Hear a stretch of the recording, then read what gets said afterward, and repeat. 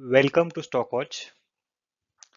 या व्हिडिओमध्ये आपण मागील काही दिवसापासून मार्केट का पडत आहे याविषयी माहिती घेणार आहोत. तर जनरली पाहिलं तर मागील काही दिवसापासून मार्केट त्याच्या टॉपमोस्ट लेवल पासून जसे की ते पाहत आहात की तो सुरुवातीला आजपर्यंतचा 52 वीक हाय हा जवळपास 26,277 आहे. पण तिथून मार्केट आज आलेलं आहे जवळपास 23,526 पर्यंत. म्हणजे एवढं मार्केट खाली का आलेलं आहे याच्या मागे काय कारण आहेत याविषयी माहिती पाहणार आहोत. तर सुरू करूयात आपण. यामागे भरपूर कारणे अशी आहेत की ज्यांचा आपण कधी विचारही केला नसेल किंवा ते बॅकग्राऊंडला चालू असतात, आपलंच त्यावरती थोडं कमी लक्ष असतं.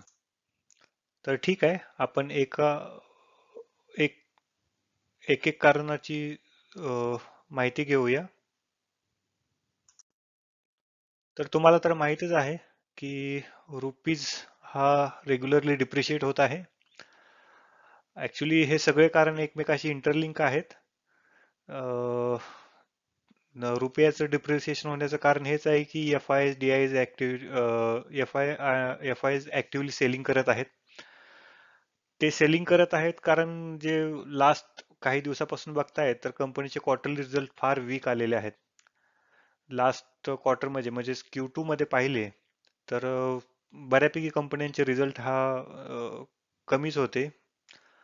आणि या सगळ्या कारणांचा विचार केला तर एफ आय आपला माल विकत आहेत आणि त्याच कारणामुळे आपले डॉलरची इंडेक्स पण कमी होत आहे आणि त्यातून त्यांचा प्रॉफिट सुद्धा कमी होत आहे. समजा जर सुरुवातीला त्यांनी काही डॉलर सपोज ते $100 इन्व्हेस्ट केले होते, तर त्या तुलनेत त्यांना $70 $1 मिळत होता. तोच आता जवळपास 85-86च्या आसपास झालेला आहे. म्हणजे ते विकून त्यांनी ज्यावेळेस त्यांच्या डॉलरमध्ये कन्वर्ट करतात त्यावेळेस सुद्धा त्यांना लॉस होत आहे. म्हणून ते लवकरात लवकर विकण्याच्या मार्गावर आहे. आजच्याच काही न्यूजमध्ये तुम्ही पाहिलं असेल तर रुपया 90 पर्यंत डिप्रिशिएट होऊ शकतो अशी न्यूज आहे.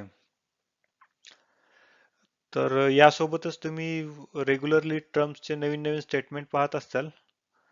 तर अमेरिकेचे नवीन नवीन प्रेसिडेंट आहेत.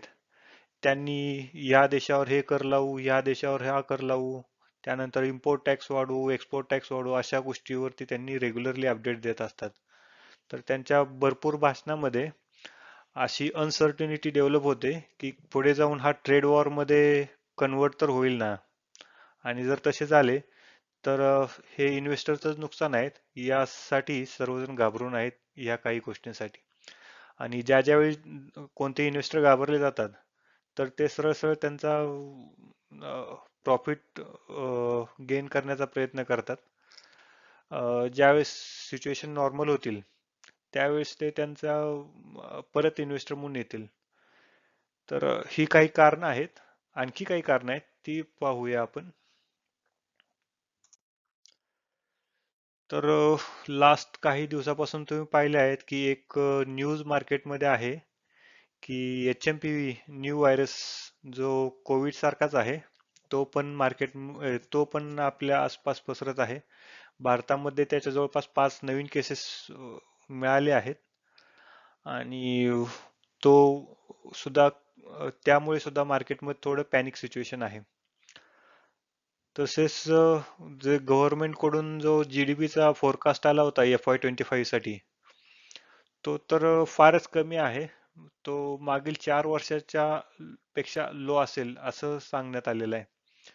तर या फोरकास्ट मध्ये सुद्धा इन्व्हेस्टरची घोर निराशा झालेली आहे आणि त्यामधून काही लोकांना असं वाटतंय की हा जीडीपीचा डेटा त्यामुळे सुद्धा आपल्या पदरी निराशाच पडेल.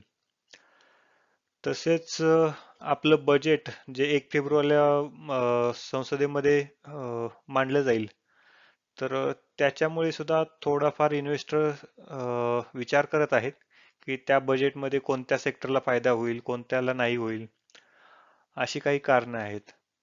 ही सगळी कारणे ऑनगोईंग जरी असली तरी यासोबतच मार्केटमध्ये जे सेबीने नवीन रूल बनवले होते त्याचा त्यानंतर आणखी काही नवीन रूल अप्लाय होणार आहेत त्याचा, आणि जवळपास जे मार्केटमध्ये म्हणजे वैश्विक मार्केटमध्ये जे काही अपडेट्स चालू आहेत, या सगळ्यांचा सुद्धा इम्पॅक्ट पडत आहे.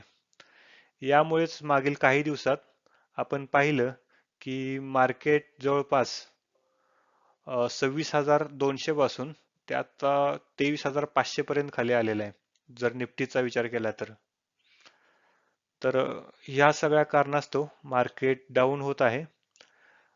होप तुम्हाला ही माहिती ऐकून ही इन्फॉर्मेशन तुमच्यासाठी युजफुल असेल.